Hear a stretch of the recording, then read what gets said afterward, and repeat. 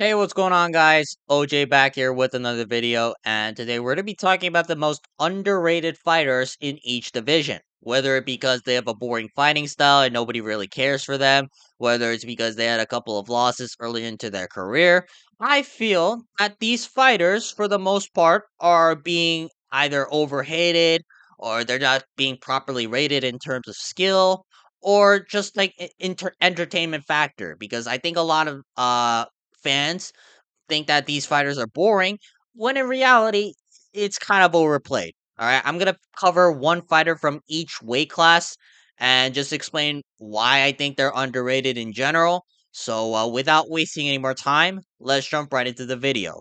All right, so for flyweights, I went with Alex Perez, and I know that he pulls out of every single fight. I know he can't stay healthy, but whenever he's in there, he's a very tough scrapper, and the only guys he's really lost to are against either former champions or top five contenders. So I think that Alex Perez is somewhere around the top 5 to 10 range, and he is fun whenever he does fights because he has some nasty power in his hands. Again, the only thing is, unfortunately, he just cannot stay healthy. Tatsuro Taira literally blew out his knee after trying to take him down. But in the first round, Perez was outstriking Tatsuro Taira. And if that fight lasted longer, who knows what could have happened. I legitimately thought that Perez had a chance. So Alex Perez is just unfortunate. All right, his health he just cannot stay healthy, and he pulls out of a lot of fights. But whenever he does fight, I think that he's one of the most underrated fighters on the roster because there's not much talk about Alex Perez potentially upsetting another contender or anything like that, which he has been able to do in the past. All right, now for the bantamweight division, I went with Aieman Zahabi. I think a lot of fans underrate this guy because he just looks like Ariel Helwani and treats him like a meme. And honestly, he shouldn't have won against Jose Aldo. Like sure you can argue like Aieman Zahabi did enough in the first round or two, but not really. And although I do think that Jose Aldo won their fight, he put on a scrap with Aldo. All right, he did not rely on hugging Aldo against the cage in order to win a controversial decision like Mario Bautista. Right, Aieman Zahabi, for the most part, all right, even though he's not getting highlight reel finishes, even though he's not putting on beautiful combinations or just ragdolling people at will, I think Aieman Zahabi is a warrior. At least more of a warrior than fucking Mario Bautista. So, Aieman Zahabi, I think, is low key underrated.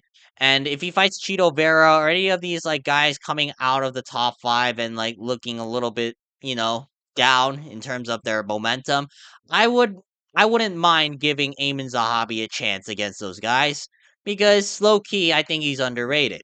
All right, now moving on, we got Aljamain Sterling. Boring to watch. I completely understand. But he is high level. He was one of the best bantamweights of all time. And he does try to push the action whenever he can. It's just guys like Brian Ortega and Calvin Cater are literally only sticking to defense or just pulling guard.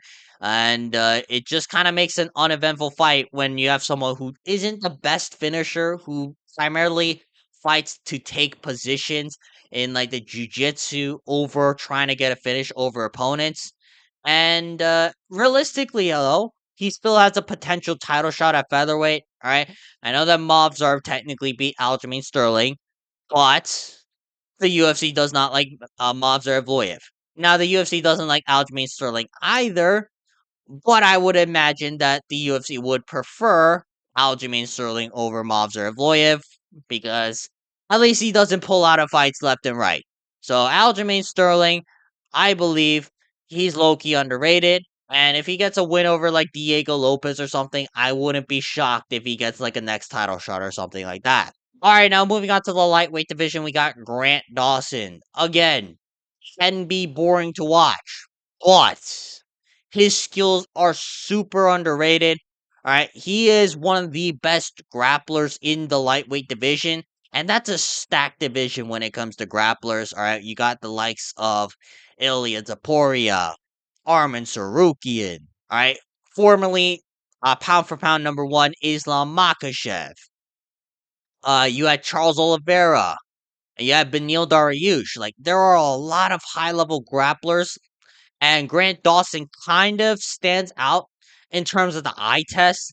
I understand that he's not fighting elite level competition, but unless he's getting fluke chinned by Bobby Green in 30 seconds, Grant Dawson is actually really good in terms of skills. All right. And the other thing I really rate about Grant Dawson is he fights back in the rankings. All right. He's done this a lot throughout his career. I think he understands he doesn't have the most entertaining style, so he's kind of forced to do that by the UFC. But the fact that he's taking on fights like Carlos Diego Ferreira when Grant Dawson should have been ranked a long time ago. Or like he's fighting fucking Joe Solecki of all people for some reason. All right, Grant Dawson will fight anyone at any time.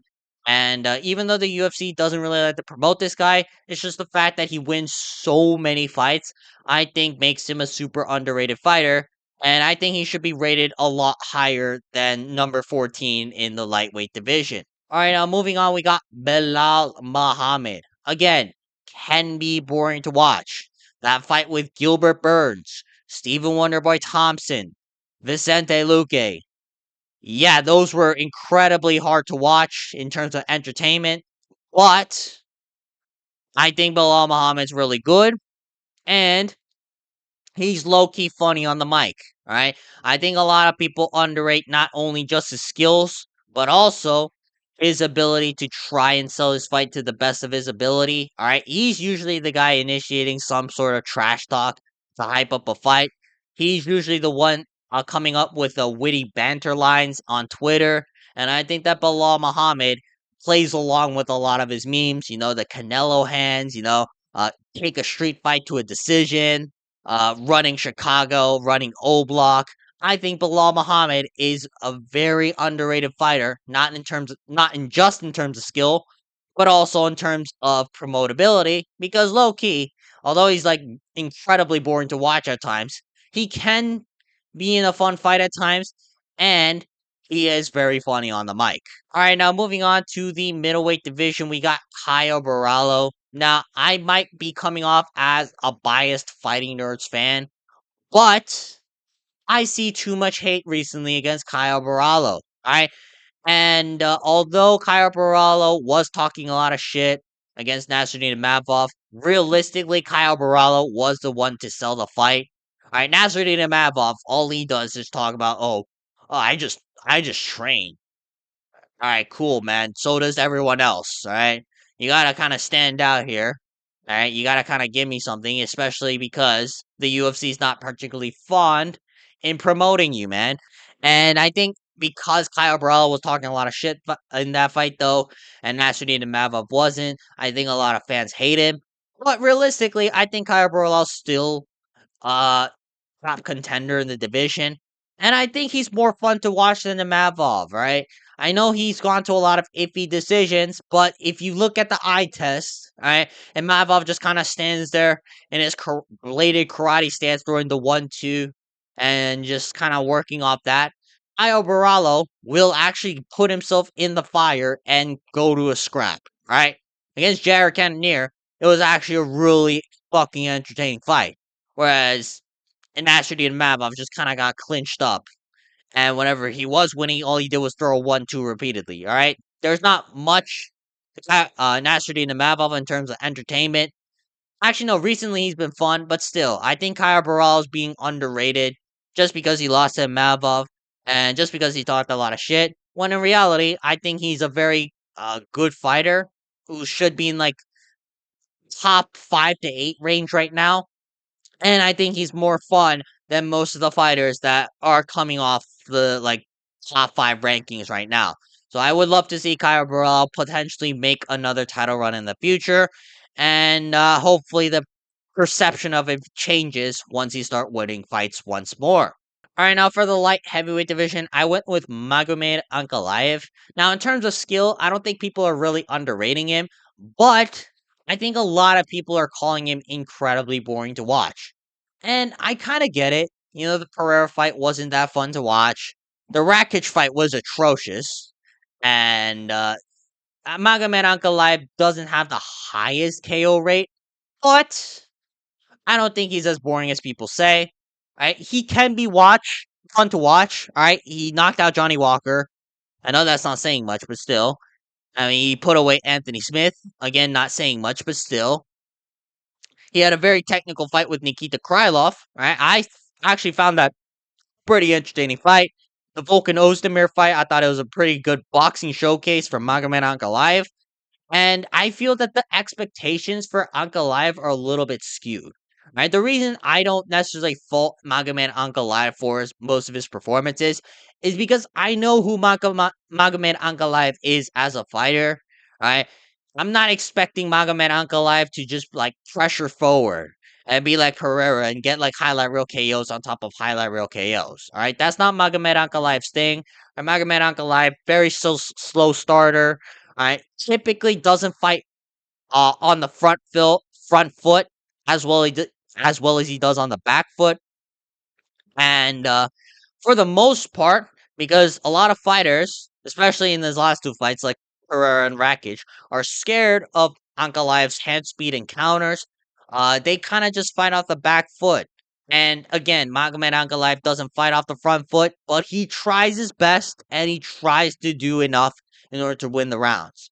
So I think Magomed Ankalaev, all right, he's not the most entertaining fighter on the planet. All right, I know guys like Kenny Okoye and MMA Joey will tell you otherwise, but I think the hate against Magomed Ankalaev is a little bit overplayed. And I'll be real, I never found Magomed Ankalaev to be all that boring, considering he's a very technical fighter who isn't really the type of guy to get highlight reel KOs on top of highlight reel KOs.